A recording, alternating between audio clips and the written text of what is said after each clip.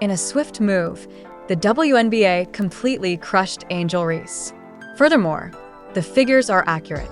With all 44 regular season games broadcast on national television, Caitlin Clark and the Indiana Fever recently created history. Something that has never been accomplished by any team. Angel Reese, the player who spent 2 years yelling that she was the reason people watched women's basketball, was unable to place in the top 5. Wait until you hear about Reese's temper if you think that's the worst thing about her. Tantrum following the reality check and the remarks made against her by her new colleague prior to the start of the season. Please let me know in the comment section below if you support Reese by leaving a comment about a baby giraffe or Caitlin by leaving a comment about a newborn goat.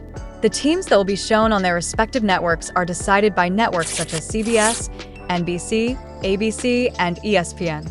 Additionally, they delivered Angel Reese a very clear message yesterday. You're not a celebrity. 44 games. In 2026, all of the Indiana Fever's regular season games will be televised nationally. And in the history of the WNBA, that has never occurred. Never once.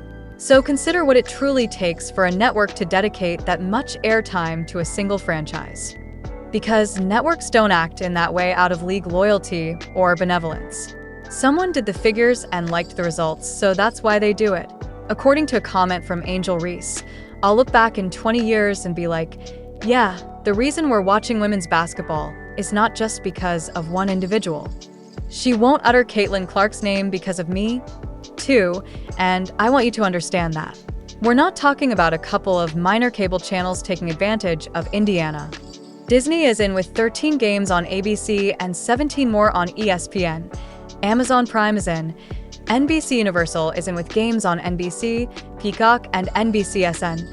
USA Network is in. ION is in. CBS and Paramount Plus are in.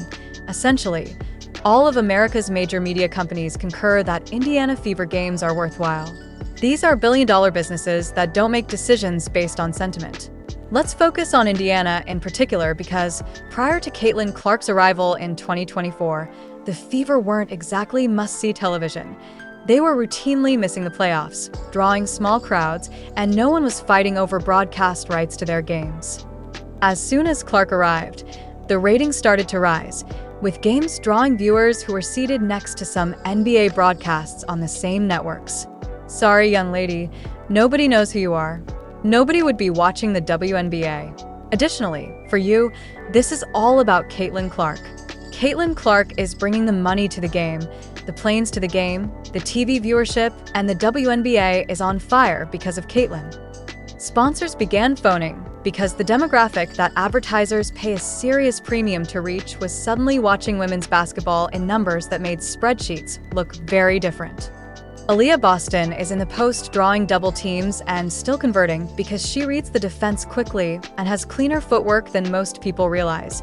Kelsey Mitchell comes off screens and hits pull-up mid-range shots that are genuinely difficult to contest because she gets her feet set so quickly. And Caitlin Clark just made the Indiana Fever the best show in women's basketball. Takes on the most difficult perimeter defensive assignment every night without complaining about it. Sophie Cunningham comes off the bench and plays physically in a way that alters a game's tempo. And because of the combination around Clark, opposing coaches are unable to simply load up one side and solve Indiana. This makes for entertaining basketball, which is precisely what networks are marketing. History has already been made before a game is played. The cash cow, the moneymaker, the golden goose, the golden ticket, and the savior of women's basketball, Caitlin Clark and the Indiana Fever, are solidifying their status as must-watch television. Yes. And then there's the actual attendance itself. Gainbridge Fieldhouse is an NBA arena with over 17,000 seats, so when it fills up for a Fever game, the broadcast looks the part. Advertisers pay for atmosphere just as much as they pay for eyeballs, and a packed NBA arena consistently delivers both. When you combine all of this, Clark's proven ratings pull, a roster that is genuinely difficult to defend, and a camera angle that works, the crowd noise hits the microphones, and the energy reads on screen in a way that a smaller venue just can't replicate. In a broadcast environment that sells itself, every single Fever game turns into a product that a network can present to advertisers with a straight face. No pointless broadcasts, no games buried on a Tuesday night in the hopes that no one notices. All 44 count. The market simply determined who is most important in this league at the moment, and that number is 44, which belongs entirely to Indiana. The other broadcast rankings, however, tell an equally specific story, and one. The player in particular is about to find out exactly where she landed. I meant it when I said Atlanta is going to be lit. Not just on the court, but off the court. They do a great job selling tickets at the Gateway Center, but they're going to be able to move games to State Farm Arena, where the Hawks play now because of the Angel Reese effect. What? Excuse me? Let's talk about the rest of that broadcast list because it looks like a report card. No one requested it, but everyone needed to see it. Indiana is at 44 games, as you are already aware, followed by the Dallas Wings at 36 national games, which are centered around Paige Bueckers and AZ Fudd, the 2026 #1 overall pick, the New York Liberty Super Team at 35, and the reigning MVP-winning Las Vegas Aces at 33. Aja Wilson is in charge, followed by the Los Angeles Sparks at number 31. Now go back and review that list because Dallas received 36 nationally televised games for two players who haven't yet played a single professional minute together, not a single game. Despite Bueckers' and Fudd's chemistry, the network still determined that they were worth more airtime than Angel Reese and the Atlanta Dream. Putting Caitlin Clark in front of the camera on national TV as much as possible is one way to ensure that you make a profit with these networks and turn over $1. That's not a small slight. It's the market telling you something pretty direct about where confidence actually lives right now.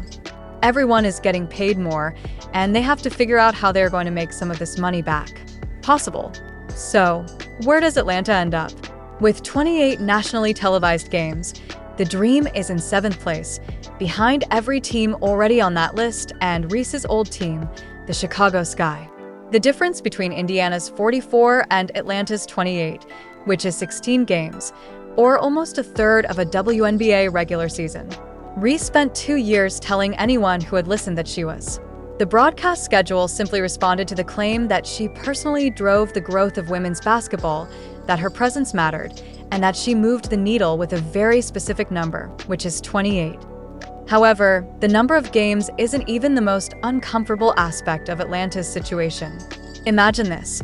While Indiana plays inside Gainbridge Fieldhouse, which has over 17,000 seats, and Las Vegas fills Michelob Ultra Arena, the Atlanta Dream play their home games in a roughly 3,500-seat gym in College Park, Georgia.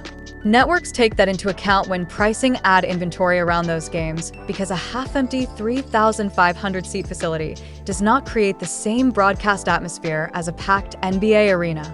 The crowd noise is different, the camera angles are tighter and less impressive, and the whole thing looks and sounds different. Smaller on a TV screen. Let's not hold the Atlanta Dreamers responsible for this, as even when Rhee was with the Chicago Sky, she was unable to sell out their 9,000-seat Winrust Arena. This enigmatic phenomenon, known only to L. Duncan, will force the Atlanta Dreamers to relocate home games from the Gateway Center, which is primarily used to build computers when the unknowns in the WNBA aren't using the building to pretend to play basketball. The WNBA will be moving games from the Gateway Center into an actual NBA arena due to the popularity of Angel Reese and the intense demand to see him miss layups. Advertisers purchase ad spots, and their willingness to pay is influenced by the atmosphere of a broadcast. A game held in a gym with fewer seats than some high school football stadiums does not command the same prices as a sellout in a building designed for an NBA franchise. Reese has always maintained that she could generate interest on her own, that her name and personality were sufficient to draw people in regardless of the circumstances surrounding her. Therefore, Atlanta's venue situation isn't just an optics issue, it's a direct financial hit on every single home broadcast they produce, and that factors into where the Dream lands in the pecking order. The 2026 broadcast schedule put that argument through a real market test with real money and real airtime at stake. Atlanta finished behind a young duo in Dallas and a Sparks team that hasn't been truly relevant in years, and that placement is the most straightforward review her face of the league case has ever received. To understand how Atlanta got here, though, you have to go back to what actually happened during Reese's 2 years in Chicago. Angel Reese played for the Chicago Bravado for the past 2 years, correct? Chicago is a much better sports town than Atlanta when it comes to professional sports, even semi-professional ones like the WNBA. During her 2 years with the Bravado, how many games were moved from the Windrust Arena, roughly the size of a local civic center in Wichita, Kansas, to the United Center, a house Michael Jordan built? Re-effect? Reese's team went 13-27 in their first year with the Chicago Sky. In their second year, they fell to 10-34. That's not a slump. Rather, it's a direction, and the direction was straight down while she was there gathering rebounding statistics and making all-star rosters. Look, the rebounding numbers were real. She pulled down boards at a genuinely high level. Rate. On paper, that appears to be a franchise cornerstone doing franchise cornerstone things, but every year she played, the team lost more games. Eventually, the discrepancy between the scoreboard and the stat sheet becomes an unavoidable question. I'm not referring to games that were rescheduled due to the bravado of playing Caitlin Clark. It's interesting to note that a significant portion of those rebounds came from Reese's own missed shots. She would attempt a layup, miss it, then grab her own miss and count it as an offensive rebound. As a result, the number increased while the efficiency remained in the basement. That's inefficiency producing a stat line, not hustle manufacturing production, and there's a big difference between those two things. Hey, Jess, how about some prenups? I think people don't give her enough credit for her touch and finesse around the rim. Ban. 23%. That's their team's winning percentage. 9-30. What ice cream flavor? Smooth, salty, and somewhat nutty. Comes with a side of hop-skippity-dada butter, pecan burn. The scenario in the locker room began leaking into the public eye during the 2025 season. Reports surfaced about conflict between Reese and veterans on the team, with Courtney Vanderloot receiving the most attention. Reese publicly questioned Vanderloot, a respected veteran, in a manner that several outlets described as pointed and unnecessary. The atmosphere surrounding that team became so bad that Reese received a suspension for conduct detrimental to the team, which is the league's official way of saying someone's behavior crossed the line. The front office acted quickly enough to give Reese's number 5 jersey to incoming acquisition Ricka Jackson before anyone had time to consider it. That's not how organizations treat a beloved teammate's number. That's how they close a chapter. The Sky players didn't exactly hold a tearful farewell when the trade finally went through. You know, the dynasty begins after you, not with you. Chicago Sky to Angel Reese. Woo. I told you that AR disease ran deep. Nobody wanted to play with that. That is wild. What really tells the story is what happened in Chicago after Reese left. Prior to Reese's departure, the league's prevailing narrative was that free agents didn't want to go to Chicago because of something about the circumstances made it a challenging destination, but after she was traded, Skylar Diggins-Smith signed, Azra Stevens joined, and Ajay Carrington joined, Chicago suddenly became a team that people deliberately chose. The only thing that changed between no one wanting to play here and let's go to Chicago was the presence of Angel Reese in that locker room. Compare that to Indiana, where Clark entered during her rookie season and the team immediately returned to the playoffs. Boston and Mitchell both performed at a career level while playing alongside her, and there have been no reports of suspensions, public criticism of veterans, or any kind of conflict in the locker room. The two situations aren't just different in terms of outcomes. They operated on entirely different terms from the beginning. Do you? All 44 of Caitlin Clark's games will be televised nationally this season. Not just 40, not 41, not 40, but all 44. Because the GOAT is the face. She is not a needle mover. You know who understands that Caitlin Clark is the face, the end-all be-all for this league? All of these television networks. You know why? The needle. When choosing where to spend their money, networks and sponsors don't just purchase a player's highlight reel. Instead, they purchase the complete narrative surrounding that player.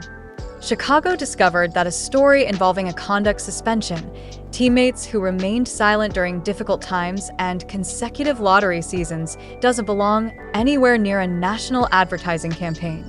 Atlanta will soon discover this for themselves. To welcome Angel Reese to her new team, the Atlanta Dream held an introductory press conference.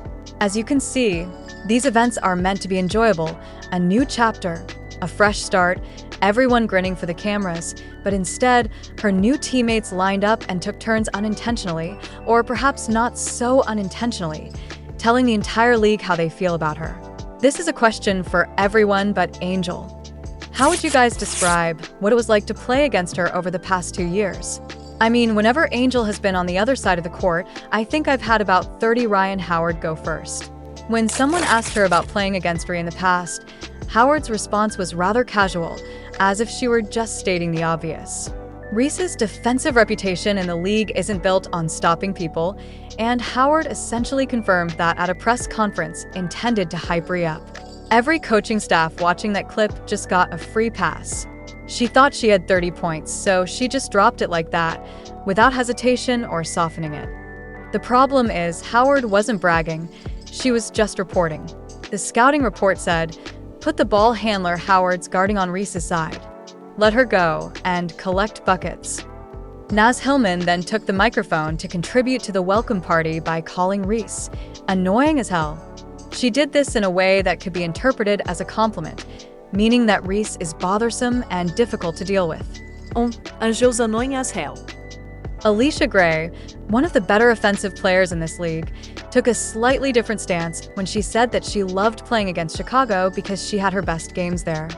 However, annoying as hell is also just what you say about someone who exhausts you, and the line between those two things is pretty thin when it comes out at a press conference in front of cameras. Brought out her best performances, she's not paying that defense a compliment.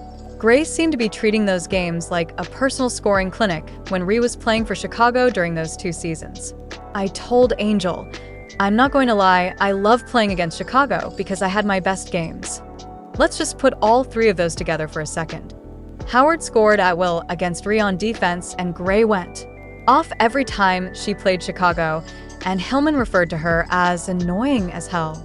All of this was revealed during a press conference that was set up especially to generate excitement about their new teammate.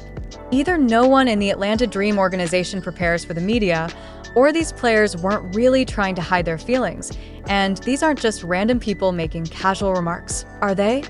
The atmosphere from that press conference wasn't exactly friendly, so the Atlanta Dream teammates essentially said, "We were able to do anything we wanted at absolute will." These are women who watched replay for 2 years from the other side of the court and now have to share a locker room with her every single day. When we faced the Chicago Sky on the court, we became Jedi. We simply considered boiling their ass. Began to roast on the court. On the court, we began preparing chicken, grip, and ribs. The irony is that Reese spent 2 years in Chicago publicly disparaging veterans, causing conflict, receiving a behavior suspension, and generally being the loudest person in the room.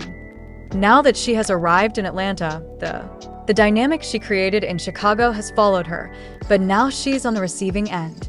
The 3,500-seat gym and 28 nationally televised games were already waiting for her in Atlanta, and it turns out her new teammates had a few things waiting for her as well. Veterans in that locker room opened the welcome press conference by telling the media she can't guard anyone and that she's exhausting to be around. Ran the same analysis, looked at the same rosters, the same venues, and the same ratings history, and came to the same conclusion. Caitlin Clark in Indiana gets 44 games, while Angel Reese gets 28 in a gym that can't even fill the seats of a decent high school football stadium. Reese spent 2 years telling anyone with a microphone that she personally encouraged people to watch women's basketball. The 2026 broadcast schedule tested that claim with real money on the line, and Atlanta finished 6th behind rookies, behind a Sparks team that hasn't won anything in years. The market doesn't care about self-promotion. It cares about who people actually turn on the TV to watch, and that answer came back pretty clear. Please let me know in the comments section below if you support Reese by leaving a comment about Baby Giraffe or Caitlin by leaving a comment about Baby Goat. Like, subscribe, and enable all notifications. Click the video on the screen to ensure you don't miss anything. We'll see you in the next